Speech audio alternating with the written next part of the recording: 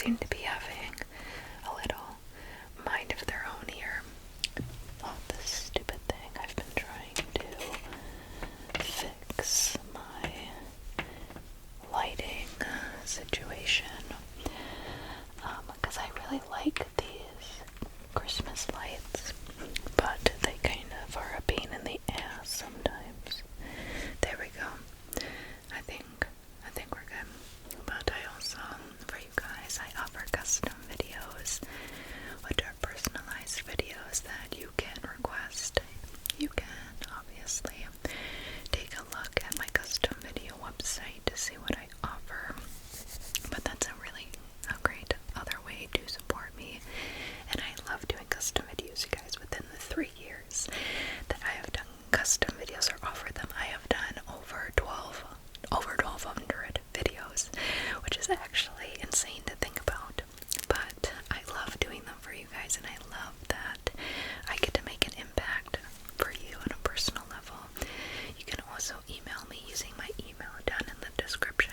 I also offer membership videos where you can get up to three additional videos every single week, additional to my 2 main channel videos and my podcast videos. So if you're looking for additional content, that's great ways to get them, of course.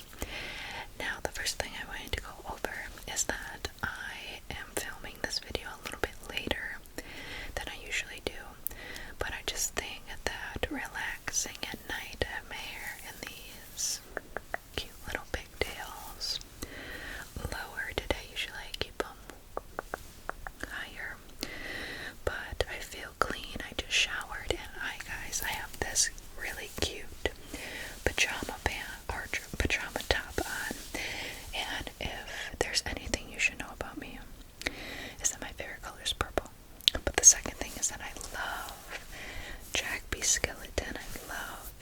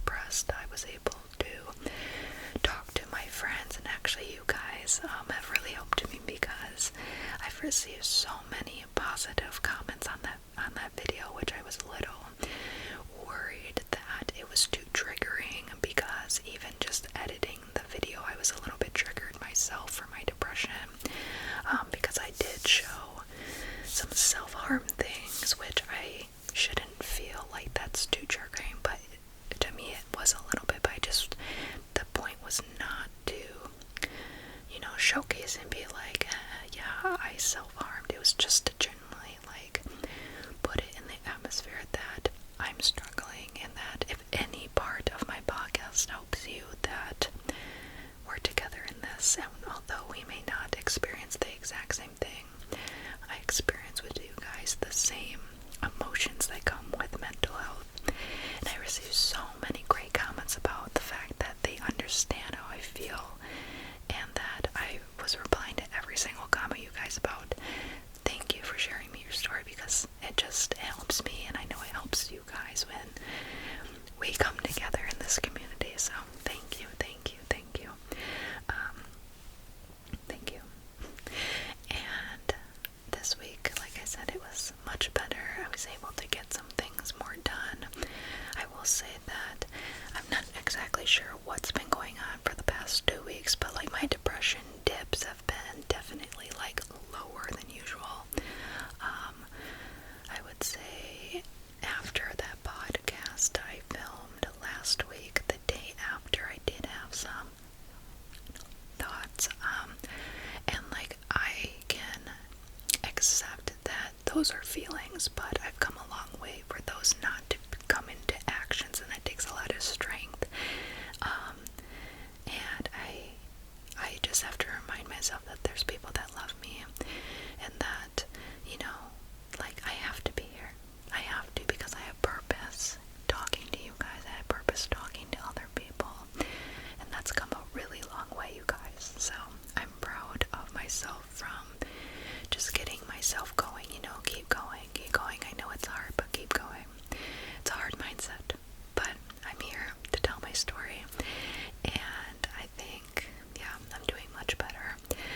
I discussed previously that I was super worried about my oral defense coming up, and actually, in that one class this Monday, we had talked about, what was everyone's mindset right now? Are we nervous? Are we doing okay? Because right now we're finishing our data collection for our studies, and I usually do not speak in class, but I just felt the need to say, like, hey, like, so I raised my hand and I was like, you know what, I'm actually really nervous about this oral defense, because I'm not really sure what to expect. I understand the depth that this end goal is. I understand that we're all gonna do fine. We're set up for success, but it's still really nerve-wracking as someone new in the field. And my professor actually expressed that she was nervous too, that she felt that she wasn't setting us up right if we were all so nervous about this. And my other classmates had chimed in saying that, like, you know what, like, I feel like my study isn't going correctly, I can't get enough data, I'm nervous about this, this, and this. And then we had like a kumbaya circle where we all circled up and we were like, you know what, like, this was supposed to be like our senior year, like something fun, and it's turned into something different. And we all had like a heart-to-heart moment about the fact that, like, everyone's stressed out right now, and that we came together and we were like, okay, we need to take a step back. And my professor had told us some things going on in her life, and then we in turn reciprocated, and it was really nice to just feel like someone else was feeling the same nervousness at the same time. And she had described that, like, that she was nervous, the professors, that in the years past the kids have not done that well doing their oral defense, because the professors were so, like, insistent on beating a dead horse over certain things, that the professors said, no, that these are just undergrad students, these are not master's kids, these are not doctoral kids,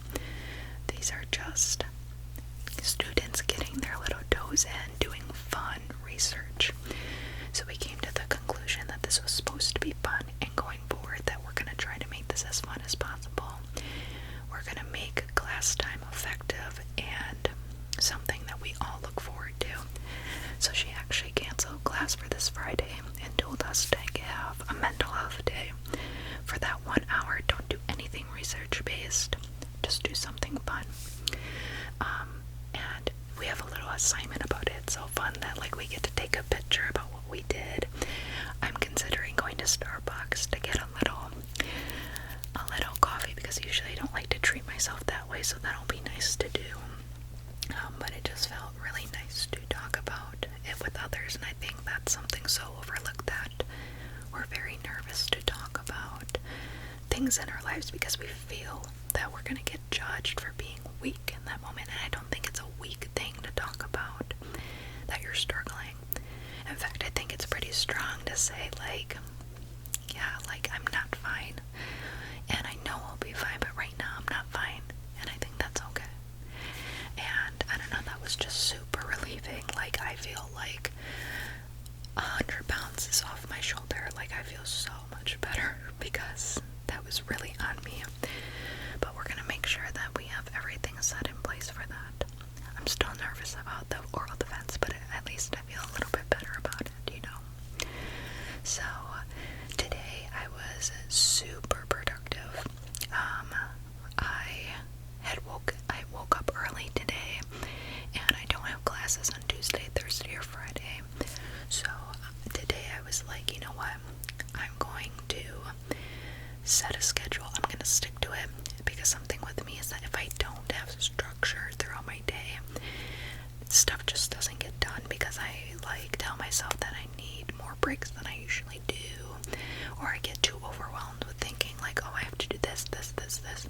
So I had ChatGPT like literally write me a hour by hour schedule today, and I told it to give me some breaks, you know, here and there, factor in meal times, and it actually factored in a nap for me today, which I never take naps.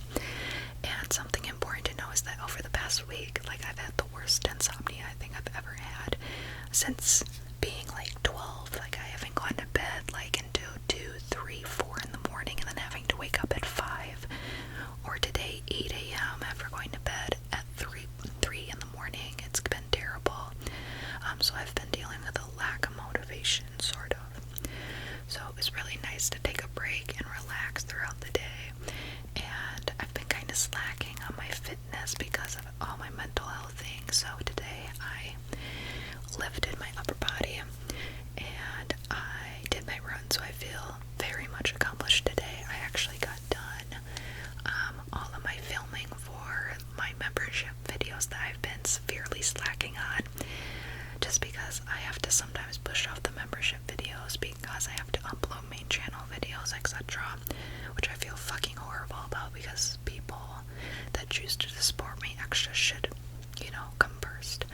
It's just hard managing that. So I posted 3 of their videos today, and they're actually going to get another 3 for compensation for the ones I missed the last week on Thursday. So hopefully if you remember and you're watching this, you're excited for the new content. Which, speaking of new content, did you guys see my video, my most recent video, my Mad Scientist roleplay video, which is doing actually really well, which I'm really excited for, because I got a little collaboration with Catch, which I'm wearing the lipstick that I made in that video there, which if you want to get your hands on Catch's DIY lipstick kit, you can go to that video and scroll and find the link in my description. But just randomly, because I often turn down a lot of collaborations with products that I don't necessarily like agree with, you guys would be so mind blown over the amount of advertisements I get for sex toys. It's actually nauseating. Like, I usually get like 3 requests per week, and I have to constantly delete them because I'm not doing sex toys on this channel. Like, I have been trying over the past years to kind of turn over the viewpoint that ASMR is this like sexual thing. And like, don't get me wrong, I'm very sexually, like, not sexually open, because that sounds weird, but like sexually accepting. Like, I don't put any shame towards anything like in that nature. Like, if everything is consensual and you like it with your partner or partners, go for it. Like, I am totally like open to that.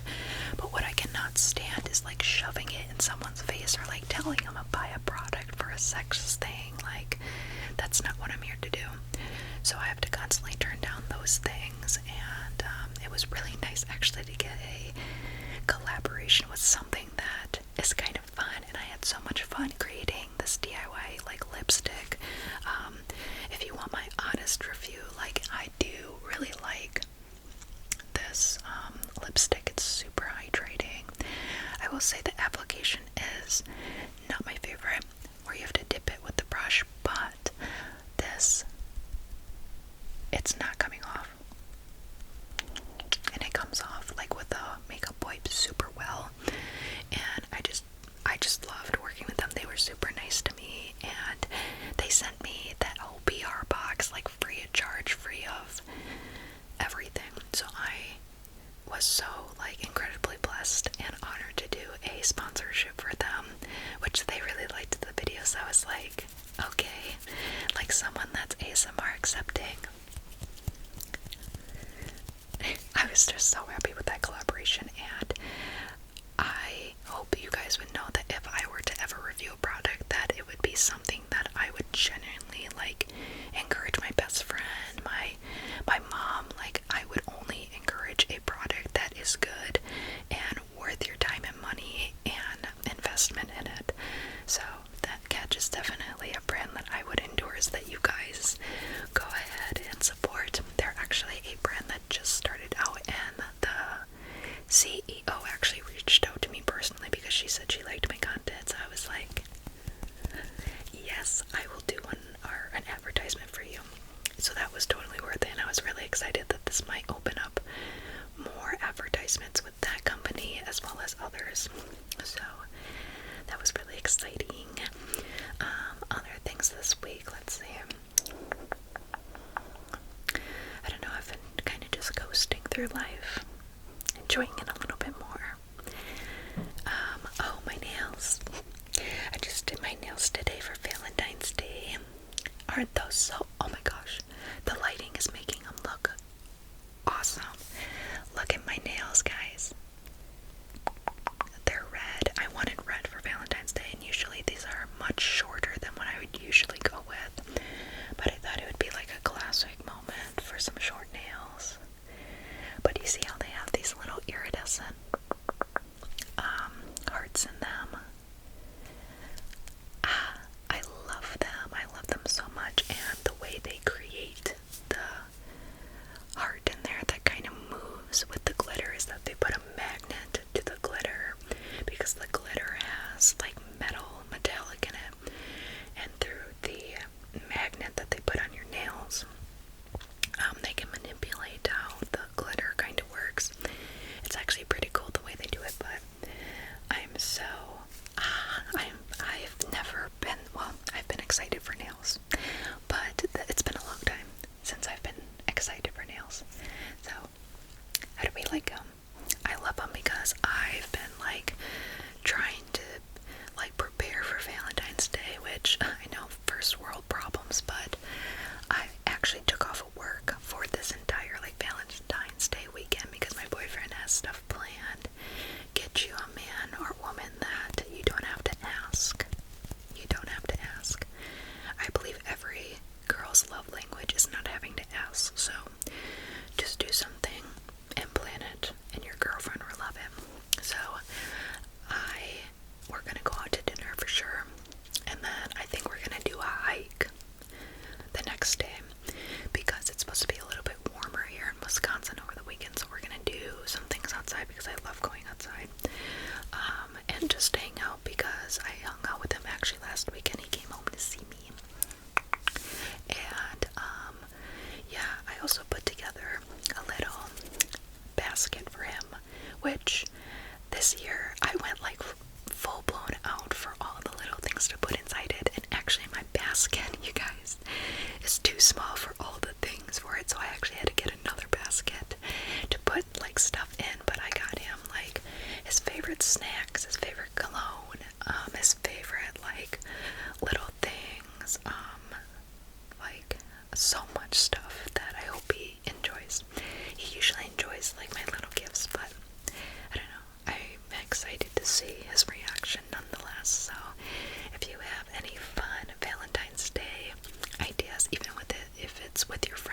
friends or your loved ones or family, like, let me know. I would love to hear what you have going on the weekend, and enjoy, you know, even if you're just by yourself, get yourself a little snack, maybe give yourself a bath, something fun, do something for yourself, okay, because you deserve it, nonetheless. Yeah, so that was my week, a little bit better. I'm still riding the coaster a little bit, but hopefully that I can sort of get past this initial anxiety. But today I have the luxury of a maybe potentially long story time, but a lot of you guys have been wondering, like, how is my ACL after, you know, the surgery and playing, and I'm here to lay it all down on you, starting from the very beginning. And if you have no idea what I'm talking about, I had torn my ACL ligament in my knee.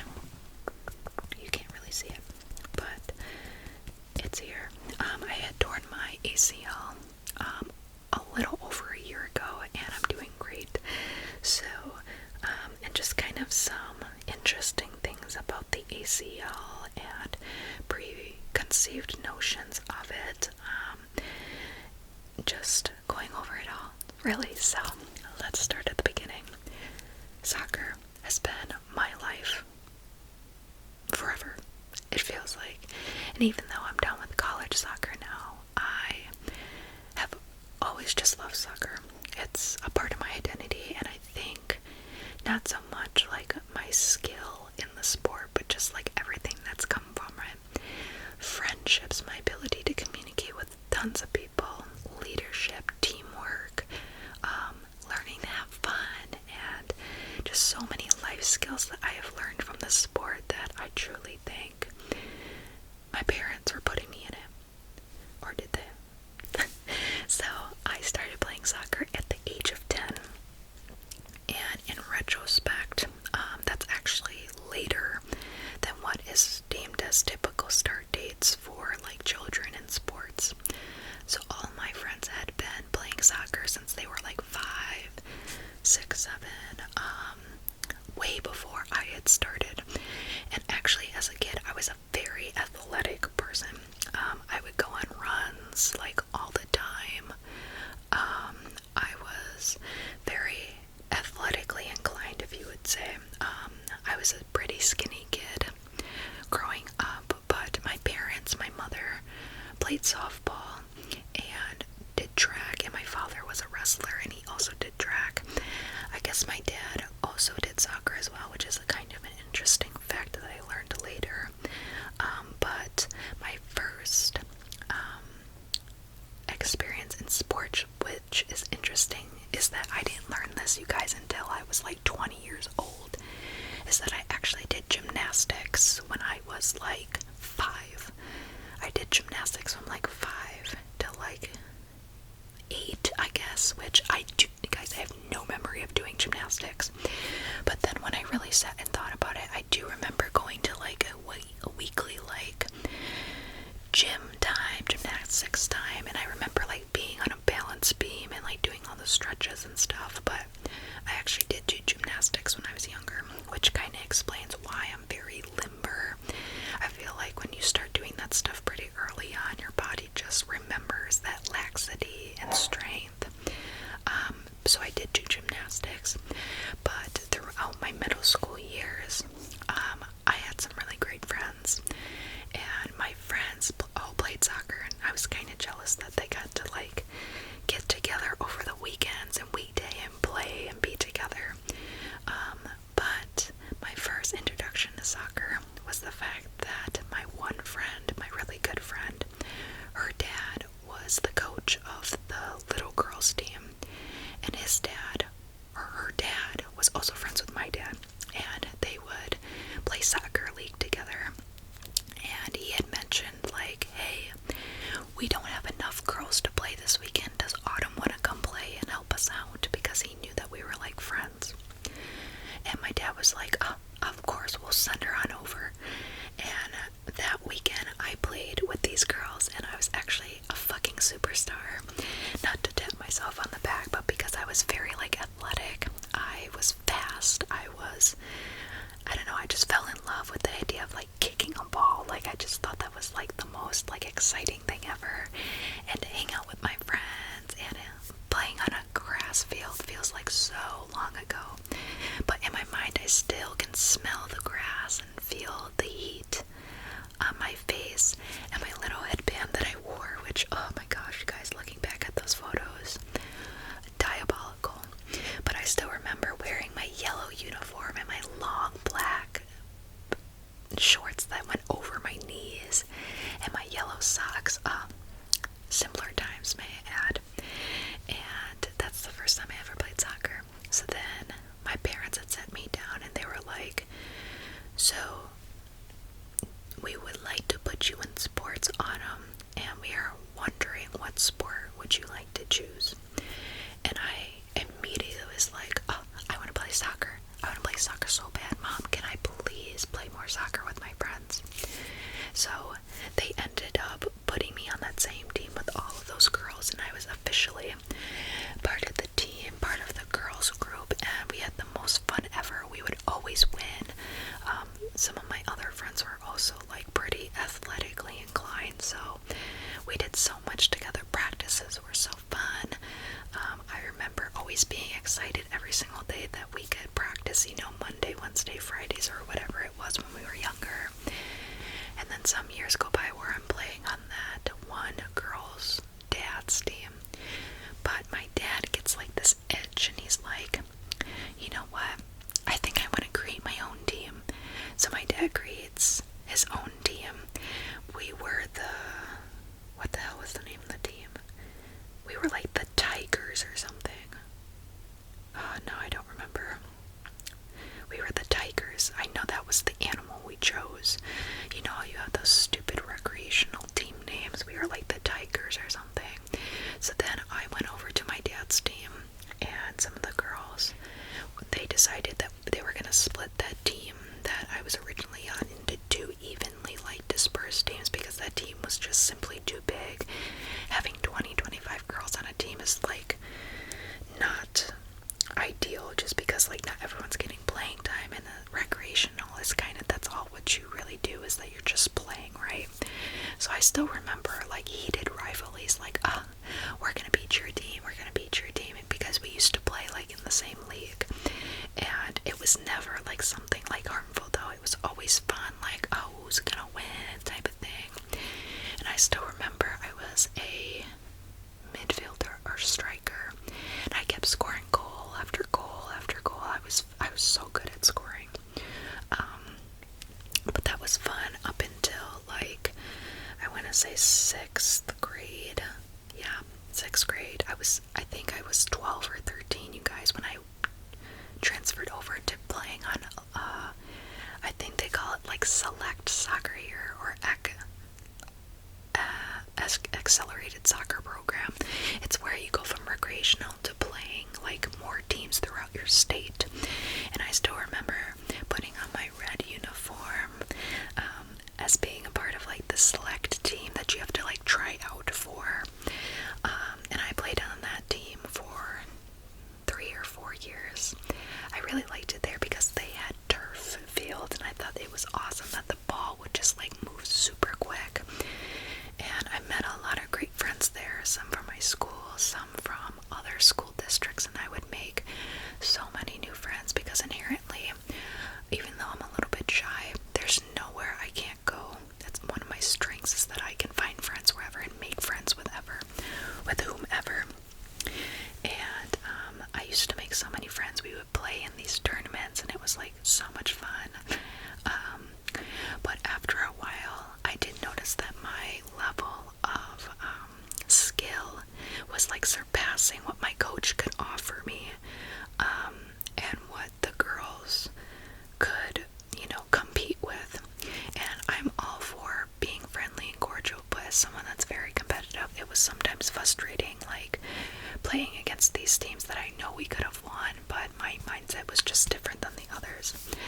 And this is simply explained through like all the trainings we did. I still remember like just working my butt off, like in practice or at practice I would work my butt off. After practice I would run again. On our off days I was always always like practicing in my basement with little cones, going through. At this one place I was at, they actually had like wristbands for how many times you could juggle the ball. So with your feet, how many times. This is actually where I got into some pretty competitive like juggling tournaments when I was younger. I was a juggling tournamentist, if you will, where I would go to tournaments to compete against other really good jugglers, and I would beat people off of like endurance, because while my some friends couldn't get like 10 juggles, I was juggling like 6,000 times. On video, you guys, I have myself juggling. I actually have a ball up there that says it. I think it's 6,235 or something on video. I have myself juggling that many times, and I actually sped up the video because it was like about an hour long that I had recorded on my phone. Me juggling like just one after another with my feet. Which is extremely hard to do because eventually your body just like gives out, if you will.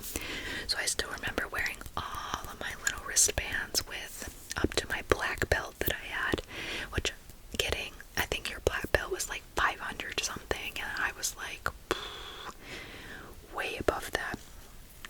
But I found it interesting just to test myself, like how many times I could do it. It was something that I kind of brung up in conversation to other coaches that I was looking at. Actually, in 8th grade, a college reached out to me saying if I would be interested in playing college soccer in the 8th grade, which is crazy to me that you would reach out to an 8th grader when they probably have no sense of what college is even like. So I did that for a very long time, and then after, I kind of got sick of like the level of talent at this place, which again, this is no hate. Like I never told any of these girls like you suck, like you don't have the right mindset. I never did that. I was just internally thinking like, I think I can push myself a little bit better at a better club. So with transitioning over when I moved, so my freshman year of high school, I moved to a different school district, and in that process I had tried out for a new club. It was just like perfect timing for me to like up ship and settle elsewhere, and I tried out for this pretty prestigious team. And if you're in the soccer world or like the Midwest, this team was in the ACL League, which is a league that plays like all around the world, and you have to be pretty fucking good to be on a team like this and to be at the level this team was at, because this team was like at the top of this league. You had to be pretty fucking good. So I tried out, and the coach really liked me, so I was on the team, and I loved it for a little bit because I loved traveling all over. We went to places all in America. We would fly all over. I would have to skip school sometimes because I had to travel for soccer. I was basically a kid professional at that point. I liked it up to into the point where the girls were just not my vibe. They were very snooty individuals who all thought that they were like God's gift. I guess if you are playing at this level, like you have to have some sort of complex there. Your ego has to be sort of high to believe that you can actually like play, because it's mind over matter, guys. If you think you're good, you're gonna play good, you're gonna feel good. But although I understood that concept like on the field, they would also take that same attitude outside of the field, and it was really hard for me to be friends with them, because someone that inherently believes that, I don't know, I just can't fathom, you guys, like being so fucking rude to someone, like, and thinking that it's funny, like, I'm so mean, like, I feel good about being mean to someone. Like, that concept, like, just boggles my fucking brain. Like, I would never, like, this is really odd, but, like, I don't, like, gossip. Like, I think it's fucking weird that when people gossip about others, like, if you have a problem someone, just like ask them about it, resolve your issue. I don't know, I think there's something wrong in my brain where I just like don't gossip. Like, I don't find it inherently like interesting or like something good to be doing. Like, I usually, like, if I'm talking about someone, it's something like good they're doing, like, you know, my mom is doing like great things, like I can't believe she landed that new job or something like that. Like, that's what I'm talking about. So I don't know, I don't understand the concept of just being rude to be fucking rude. And they were all so rude to me, and they thought that like that would make me like want to be their friend, and here I am going like this, like, fuck you guys. You guys are so rude for no reason. Like, I get being like a little bit heated on the soccer field, but oh my god, like, I just cannot stand when someone is rude for no reason. So I did not get along with those girls, and the coach kind of intensified this behavior, like did not nip this in the bud. And also during this time, I was playing on the Chicago Fire's junior team, which is a professional soccer team here in America, where you can play as a junior. People that are under 18 on their team, you also have to try out for this team. And I was selected out of the 20 girls in the entire state to be on this team. And it's just like, the more and more I leveled up, I was realizing that like I was inherently like gifted in the sport.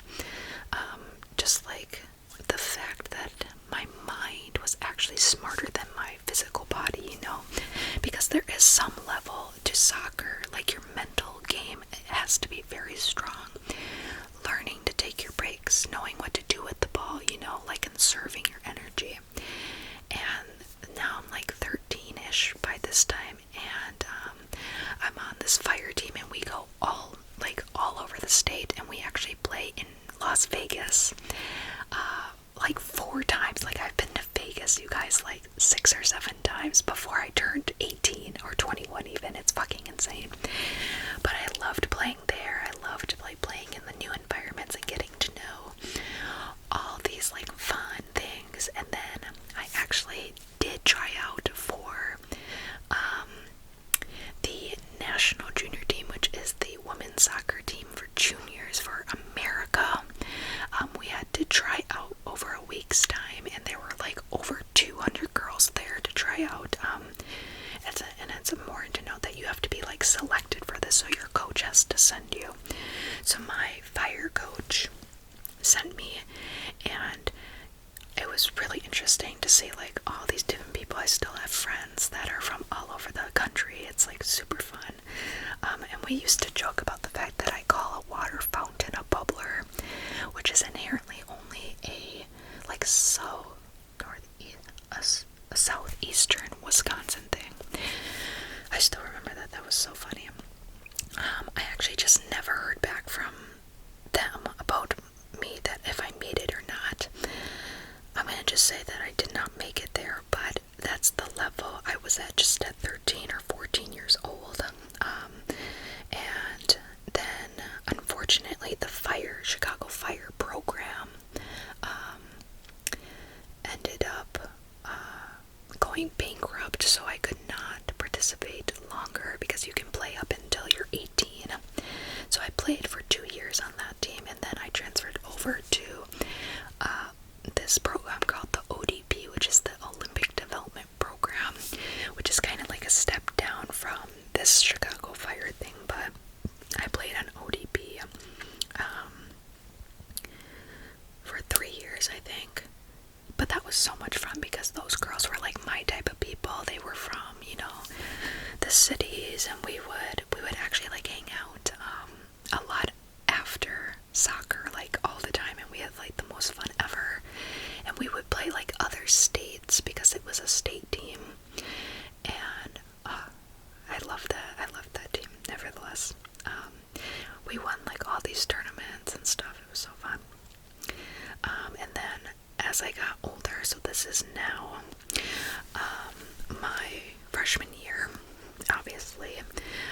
I decide that like that part of my life is over and I'm going to play high school. So I played high school soccer, which my team was actually like one of the better teams in our conference. So this became a problem though, because the team that I was on for select academic soccer, my coach was heavy on the fact that like, no, you are not doing high school soccer. Everyone on this team is not doing high school soccer. We are staying as a team, and going to high school is going to make you a worse player. You are going to lose every single skill in high school, and you will not make it to college at all. No, no. And to me, it was like really troubling to say like, no, I'm going to play high school soccer, because to me, like, I'm not missing out on an experience that just because you as a coach say no. Like, thinking about that whole conversation and the amount of stress I felt making that decision, no girl should have to feel that's stressful. And if I was as mature now as I was then, going to high school was I'm getting like agitated. That was the best experience and choice of my fucking life, because I had so much fun playing high school soccer. My coach was life-changing. It's interesting that the only amount of female empowerment I have gotten has been from a man. And this is interesting because you would think that like female empowerment and femininity comes from like a woman to woman, and I actually have felt though in my life that the most empowering like female like acceptance has been from a man, and this man like has changed my life. I'm still in contact with him to this day. What a beautiful person. This coach Robert, I could cry. Like, he was so impactful in my life. Not only was he nice towards me, but he was always there in my downfall, because during high school I had a lot of like mental health issues. I had a lot of death in my family. Like, he was just always there, and he was always the one to say like, you have to be a role model, Autumn. You have to be the one that rises above this. You can come to soccer and this is going to be a relief for you. Like, we are all here for you, Autumn. And oh my gosh, I had so much fun in high school, you guys, because we would TP the other teammates, and it was so fun for them to kind of be like, who just TP'd my house? And it was so fun. Oh my gosh, and we went to state 2 years in a row. We did not win because both of those states were hot as fuck, and you're playing on turf, which is so women's high school soccer is in the spring, but in the fall I would play like select soccer, and I knew that going to play high school was gonna put a strain on my relationship with my coach in select, and it did. And he felt super different about me after I came back, obviously, for the fall, because most of those girls did in fact decide to stay. And I don't know, I wonder how they feel about their decision nowadays, because like there's no better way to say like how fulfilling it is to play with your friends in high school and seeing all your classmates like root you on, and your parents in the stands. Like, I don't know, that was just the best time of my life, honestly. It was fun, because then we would go on these trips, and the bus rides, we were all like cheering, and we would do like snack things and dressing up for spirit wear. Like, there's no better feeling to feel like you belong at a school, you know? And I don't know, I just really enjoyed my time in high school. That's what I'm trying to say. And unfortunately, this one team I was on for select, I just fell out of. I was like, I'm done with all this shit. Like, I need to just move. I need a new club. So I actually, my senior year, for 1 year, I had decided to change select clubs. And unfortunately, this club was not that great, but I had so much fun. These girls were like my people once again, and like everyone was nice. Like, I don't understand again the concept of like being rude to be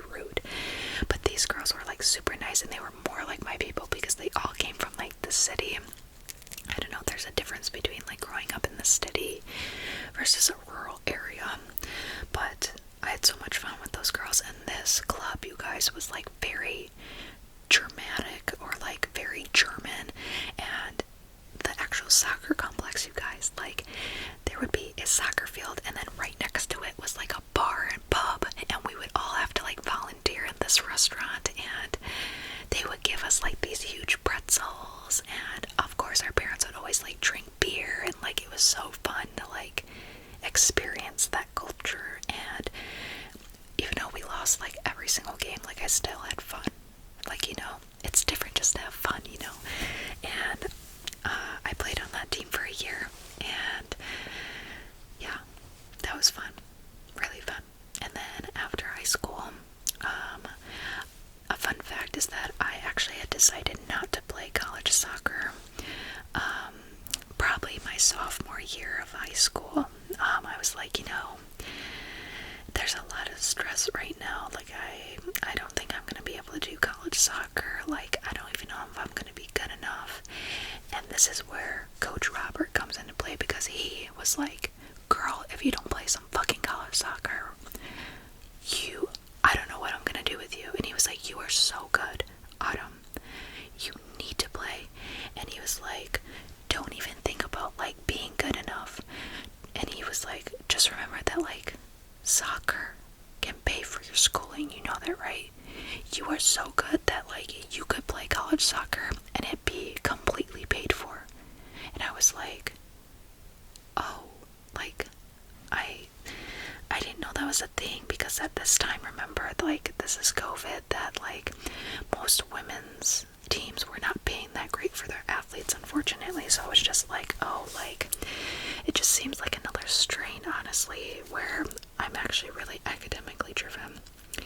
So he was like, okay, we're gonna find out your interests, we're gonna find like schools you want to go to, like all these things. So him and I worked together to find a university to play at, and I was actually gonna go D1, but after doing like multiple visits and everything, like I actually was recruited by UW-Madison,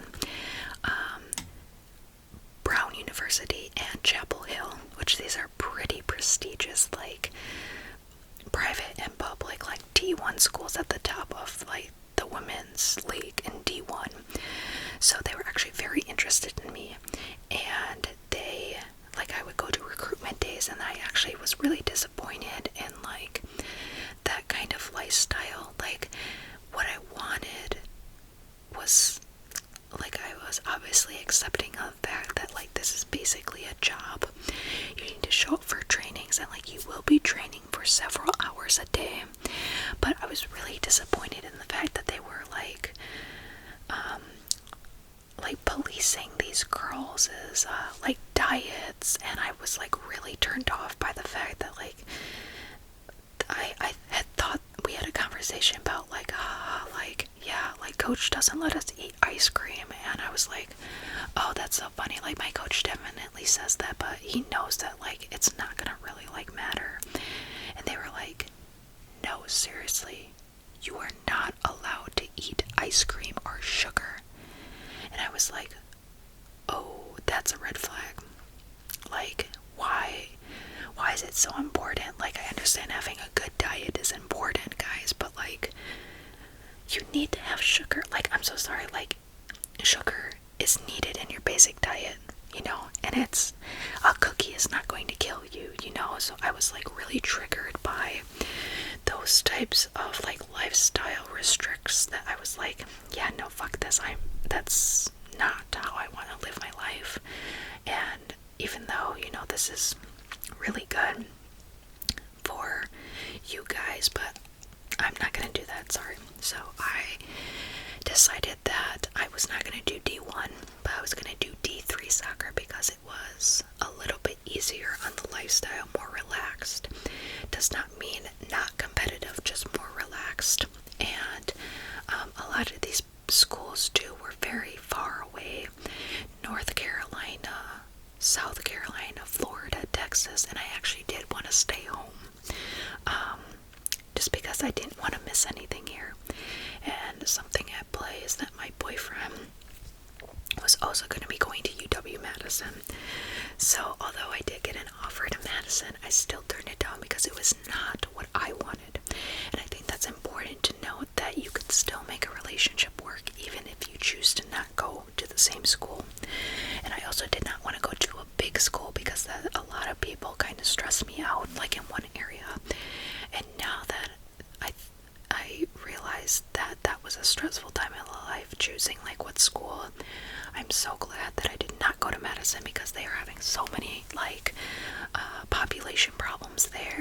classes that my boyfriend has to talk to me about. He actually plays at Madison for golf though, so we're both very athletic people, so we were on a mutual understanding for that conversation, and we've made it work clearly. That's my man. He loves me very much and I love him too, but so I decided to go to a D3 school, and it's a school about 20 minutes from my house, which is a private Lutheran faith-based school. I'm not going to give the exact university, just as the same way I didn't say my school just for like privacy reasons, but this was a university. Like, it's weird to describe that they're D3, but they're in their own league because of the faith-based and the private education. But they were also at the top of their league for this sort of positioning. So they were a pretty prestigious school. Is still a previous prestigious school. And this is so interesting because I actually did not get asked to play on this team. I just simply texted this coach, and he was like, "Do you want to come to practice tonight? Like, we would love to have you." And I was like, okay, I can get behind this guy. So I just like randomly showed up as a senior at high school towards this practice. Better mind you, I had gone to practice like the day of for high school, and then I would like go directly to this practice at night. So I was like doing back-to-back days, and I loved these girls, and they were definitely my kind of people, and the intensity level was like what I was looking for. I was like, these are my type of people, they have the same mindset, they're really nice.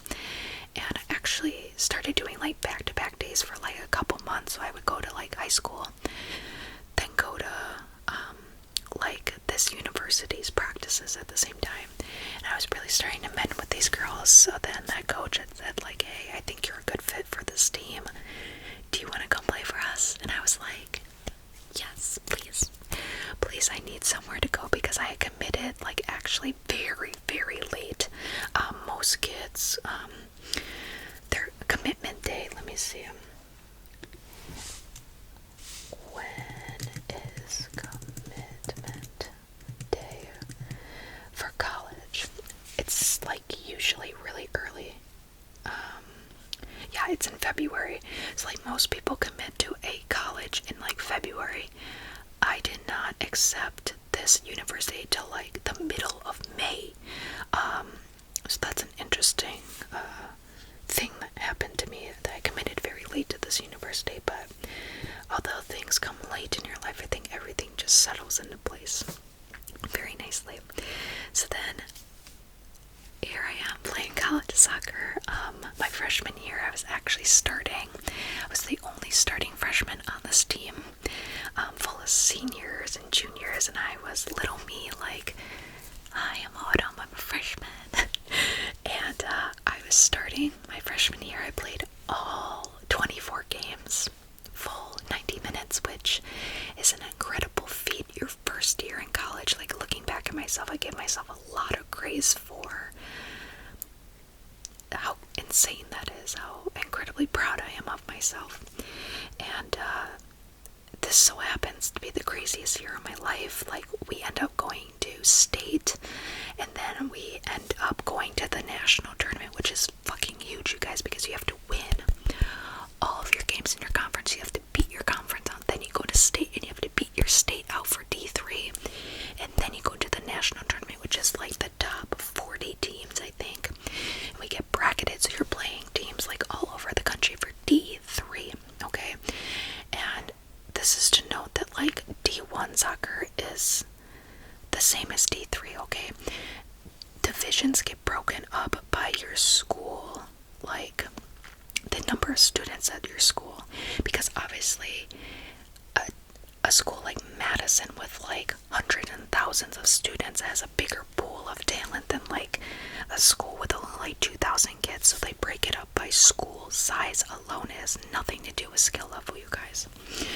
So we go to the national tournament and we end up losing like 2 or 3 games in. But when I tell you guys like how incredible that experience is, like the pressure is on, and you have to be like perfect because you have to like play as if you are going to win the fucking division. Like that opportunity as a freshman is just like insane to me.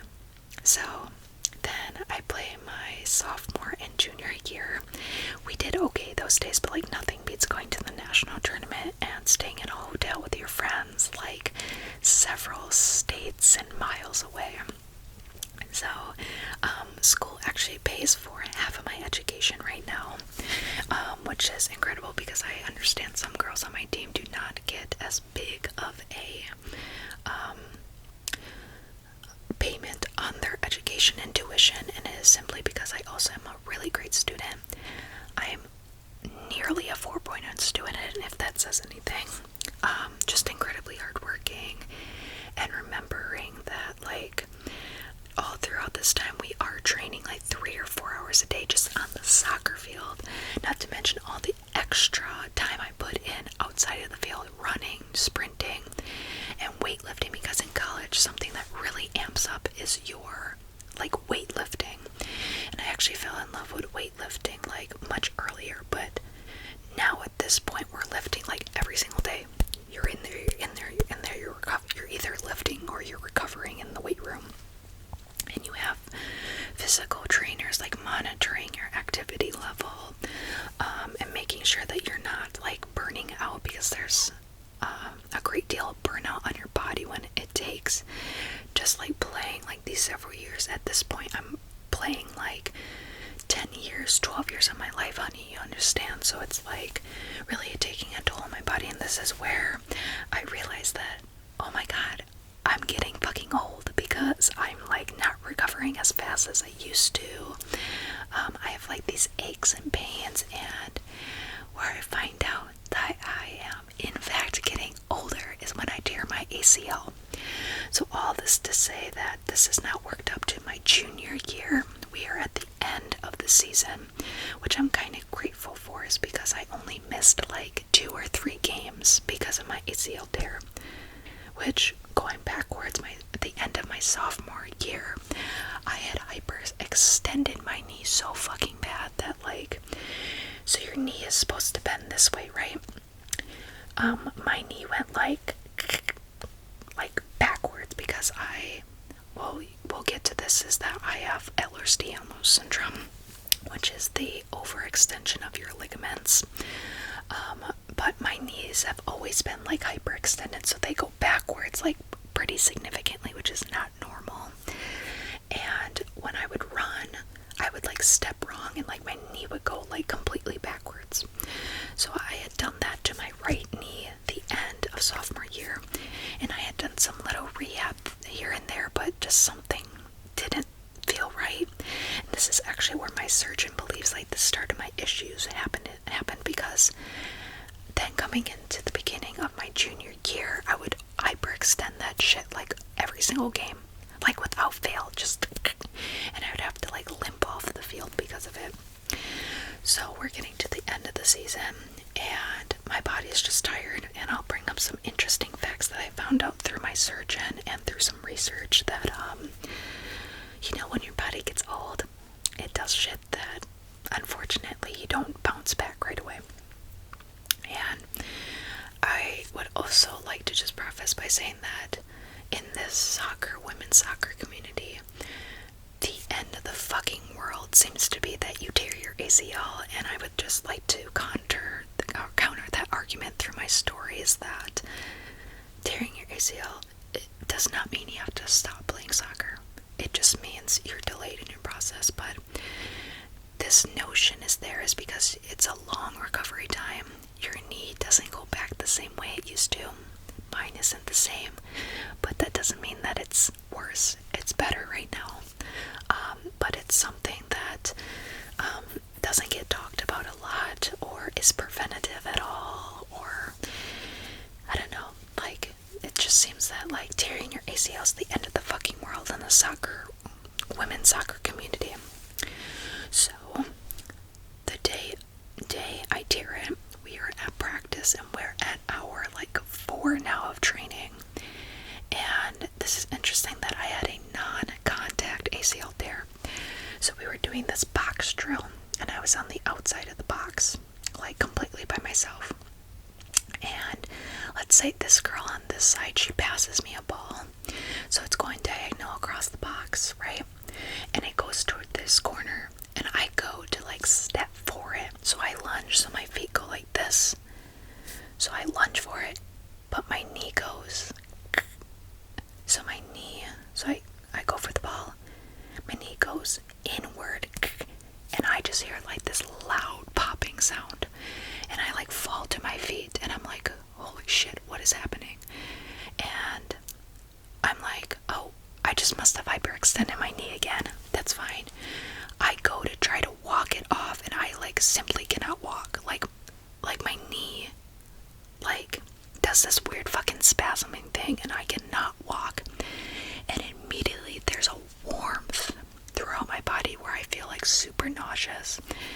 And all I can say is puck, puck, puck, puck, puck. And I feel really embarrassed about reacting that way, but I just was like, fuck, it's burning. It hurts so bad. And like it was super painful, you guys, like in the moment.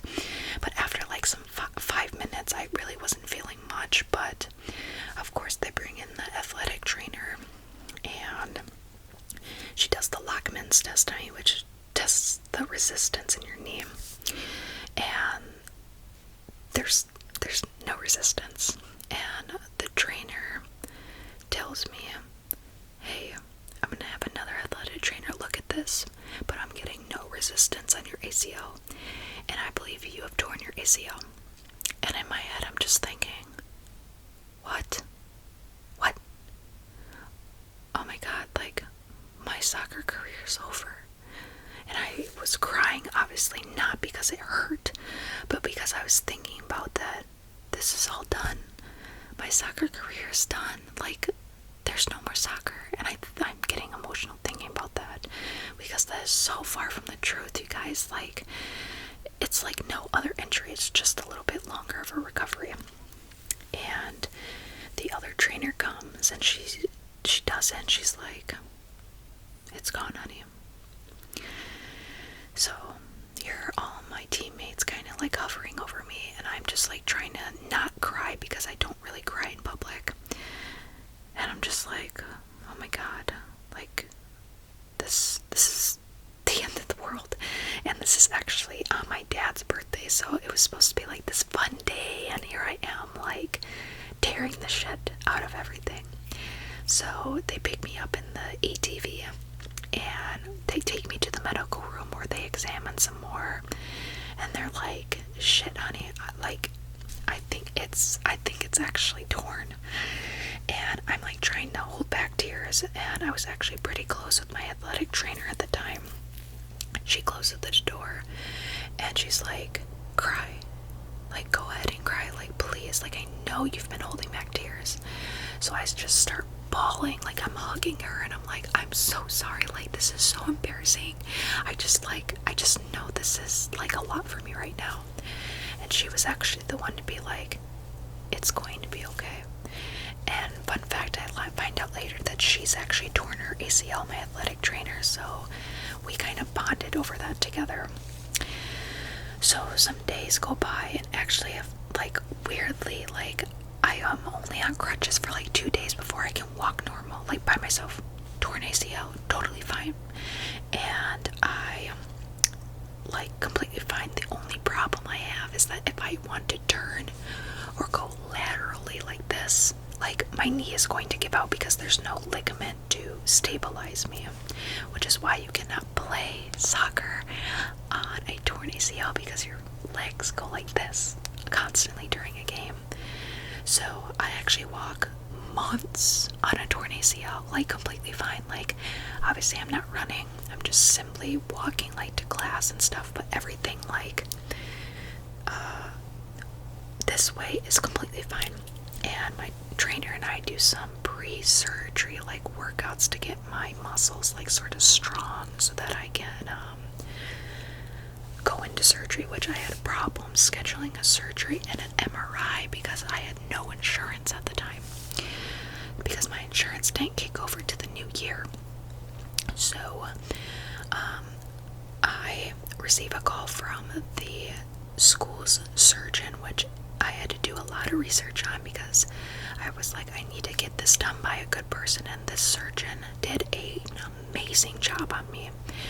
And he had looked at my MRI and he had given me a call and said, hey, you not only tore your ACL, but you completely tore your meniscus as well, your medial meniscus. So if this is your knee, medial is inside, so towards my thighs. So I had torn my ACL completely and my medial meniscus, which the part he said that was actually hurting when I was walking was my meniscus, because your meniscus is the cushion in between your joints, and if it's broken, you have like basically no cushion on your knees to absorb the pounding that your knee takes. So he's like, because you have a meniscus surgery, it's going to be a longer recovery time. And he walks me through that.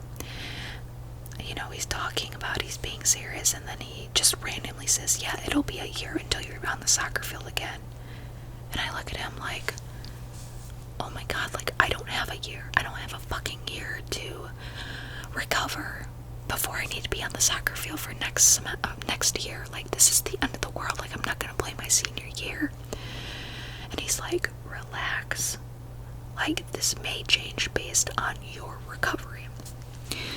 So, some months go by, and this is now towards Christmas. I'm doing a lot of, like, stabilizer things, because now we've gone through some rehab. We find out that I have really weak hips and, like, front quad activation.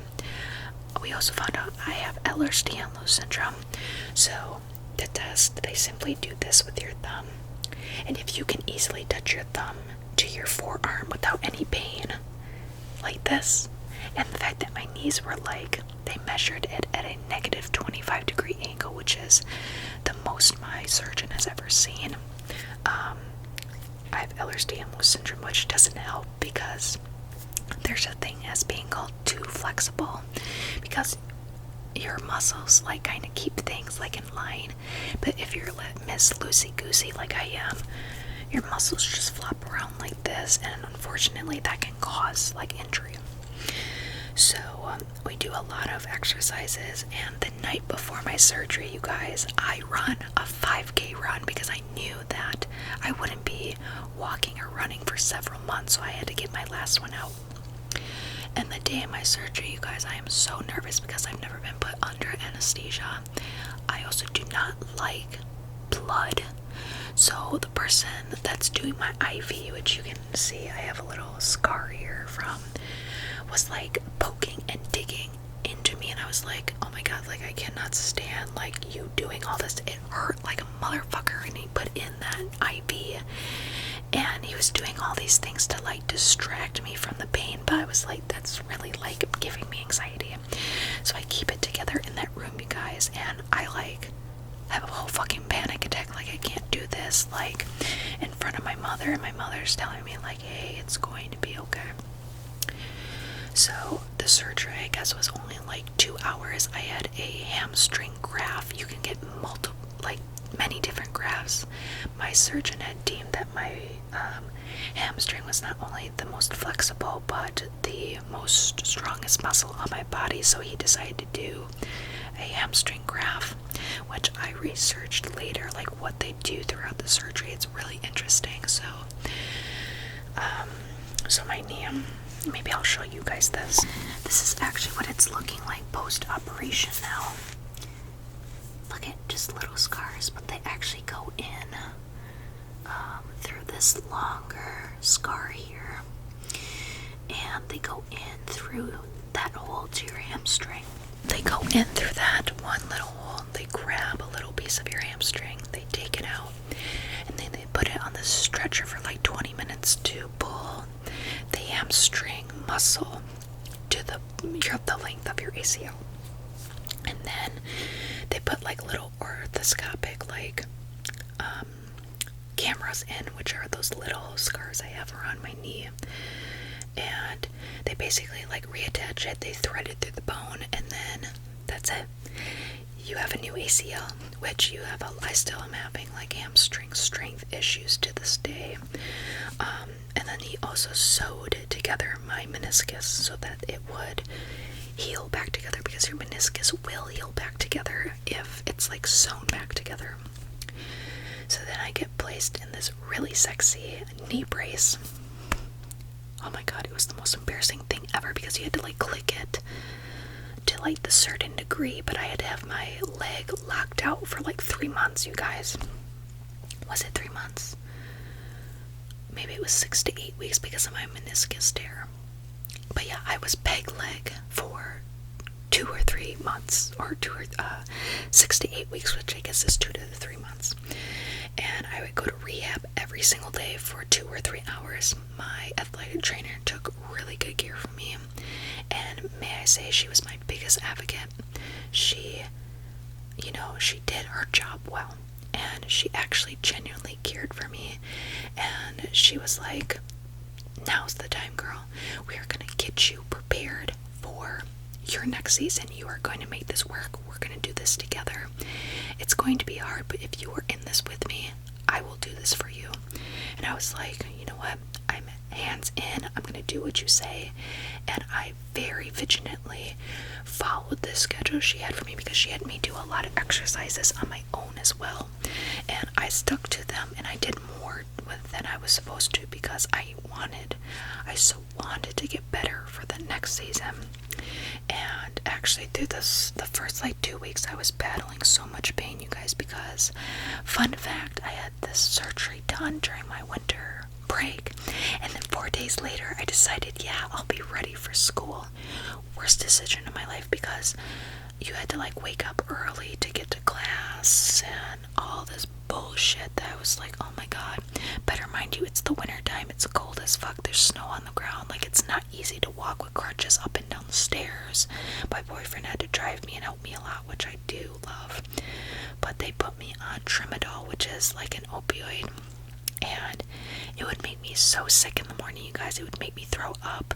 It worked really well for my pain, but I was so sick. It would also make me really aggressive for no reason, especially like coming down from the drug, which only has a life of 4 to 6 hours, and then you have to take another one, which is really dangerous to think about the opioid crisis we're having. But I was so sick, and then I remember being in class, you guys, and like almost passing out because my knee was like hurting so fucking bad.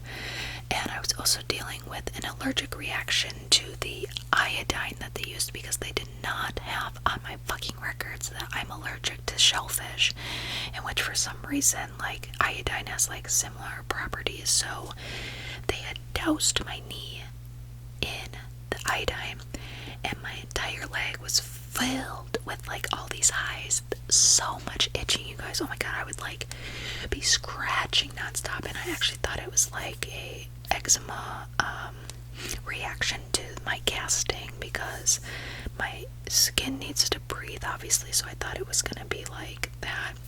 So then when I saw my surgeon next, he was like, so what the fuck is happening there? And like these hives, you guys, would pus and ooze, and it was so gross. And I was really embarrassed that like I would have to go to rehab and everyone see my bumpy, scratchy leg that looked mutilated, because I would scratch it all day, every day.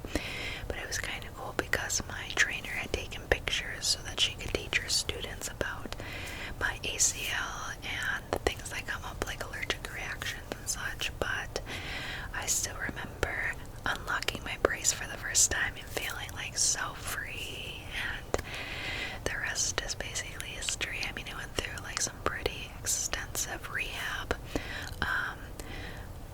Like over the summer I was doing stuff every single day. I would work my 10 hours and then go to rehab right after, which was so incredibly exhausting, you guys. But in retrospect, I got my surgery beginning of January, and I had to be like ready to go by the middle of August, so that's about 8 months to like get it going. And my surgeon said that like 8 months was the bare minimum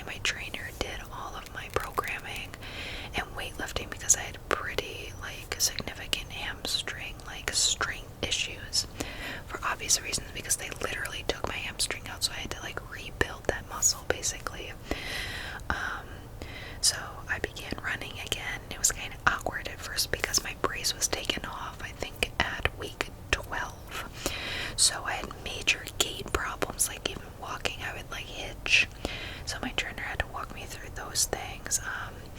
But over the summer we did some soccer things, which is fun. I still remember having to relearn like sprinting and stopping, and we were finally able to do some like lateral movements, which was so fun. I love just like baking in the sun, if you know what I mean. It was hard. It was rough. My trainer pushed me to limits that I probably shouldn't have gone, but I love her for it because I am the same type of person. We bonded quite well, actually. And I did start my season, so here's the thing, is that my soccer, every summer we have to come back and do a fitness test, which is called the yo-yo test, and it's a pretty intense like sprinting drill. And you have to make a certain level, and that level is 16.1. You can look up the yo-yo test online, but it's difficult. It's super difficult, and to play, you have to be there. And most girls actually don't make that mark, especially their freshman, sophomore year. But I trained super hard, you guys, because I was like, I'm not letting this fucking injury stop me from playing.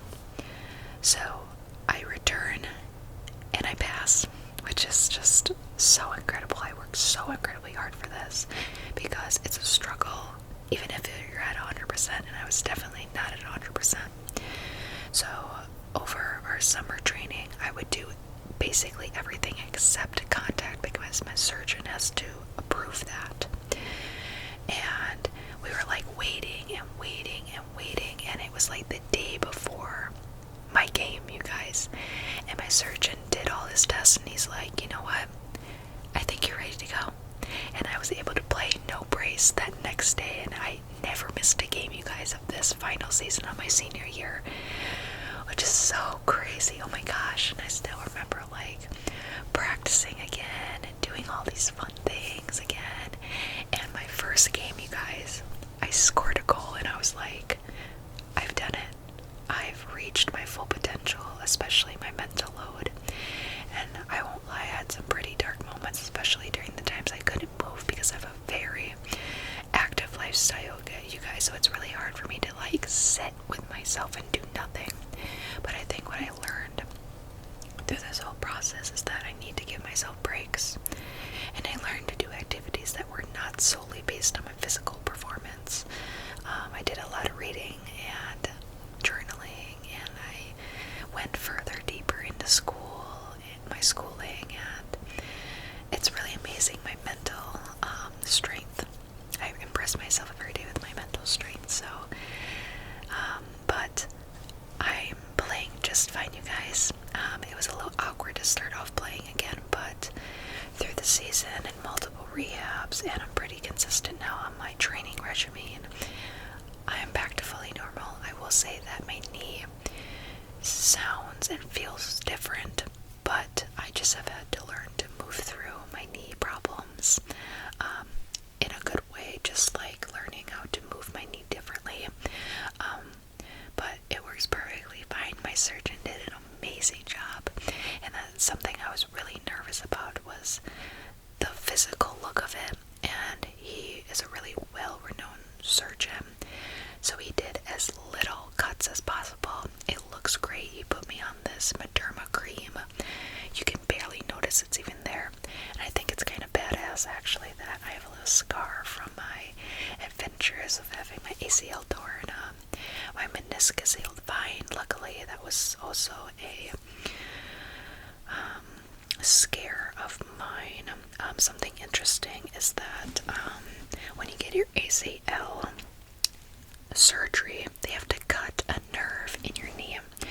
So the top part of my like skin above my knee, or no, below my knee, I actually cannot feel.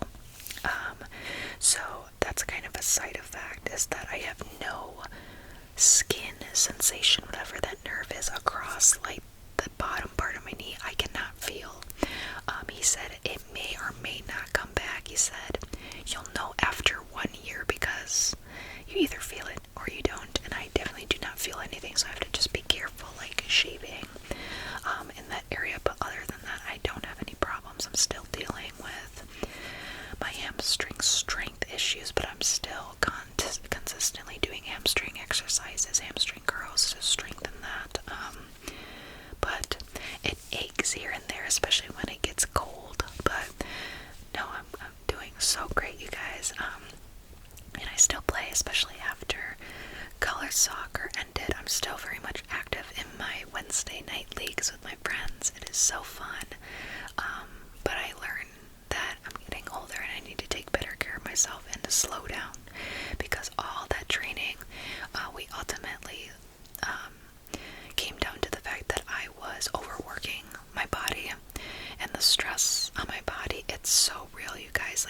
is going to react when you're stressed.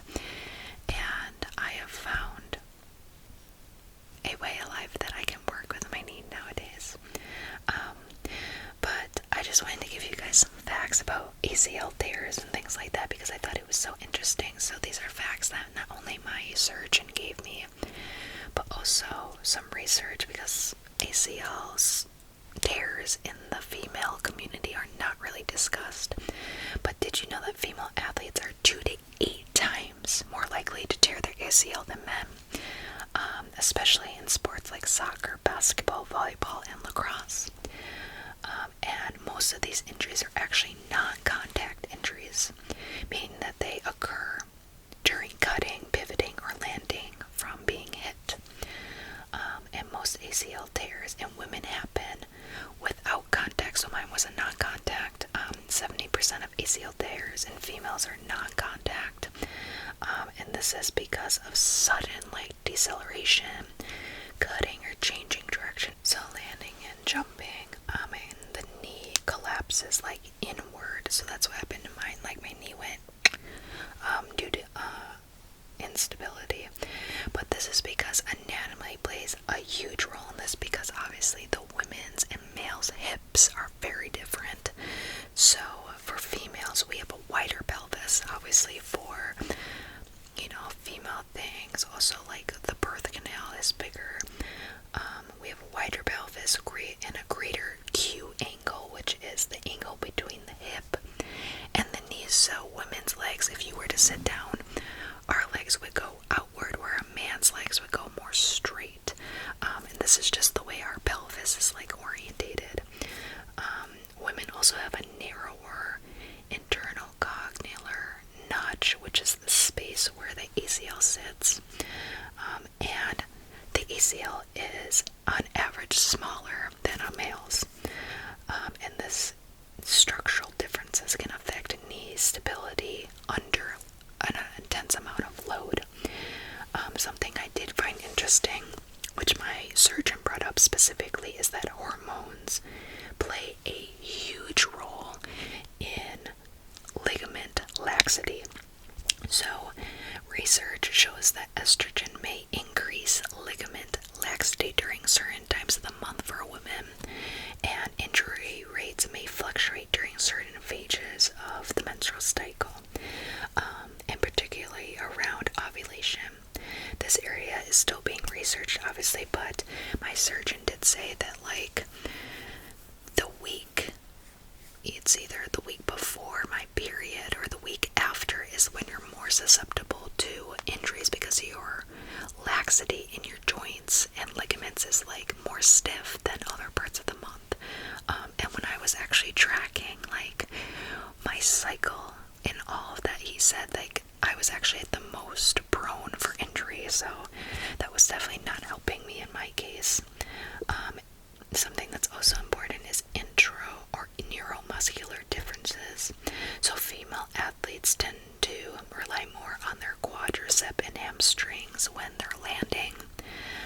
They exhibit less hip and core activation, and they land with knees flexion with a more knee vagus. So when we land, when we jump, we're more likely to jump with our knees inward, which is bad, because then if your knees are inward, it's more susceptible to turn in like that. So a huge part of my rehab was relearning how to jump correctly, because when I would jump, I would land with my knees inward, or when I would squat, you guys, my knees would go in. So we had a lot of resistance training, forcing my legs to go outward they're supposed to reduce the risk of injury. But there's a ton more I could say, but this episode is definitely getting long. But I just get so, excited to talk about these things, because I think that's kind of interesting that it so happened that everything lined up where I ended up tearing my ACL. But if you tear your ACL, you're not alone, okay? It's not going to be the end of the world. You are going to get better. It just is a long recovery. But it's only long if you make it long. Otherwise, do your rehab and listen to what your doctors and rehab specialists as an athletic trainer tell you to, because they are the professionals when it comes to this. And I hope you enjoyed listening to my story about my soccer journey, my ACL journey. Let me know if you have had any long sustaining injuries that you would like to discuss with the community. And let me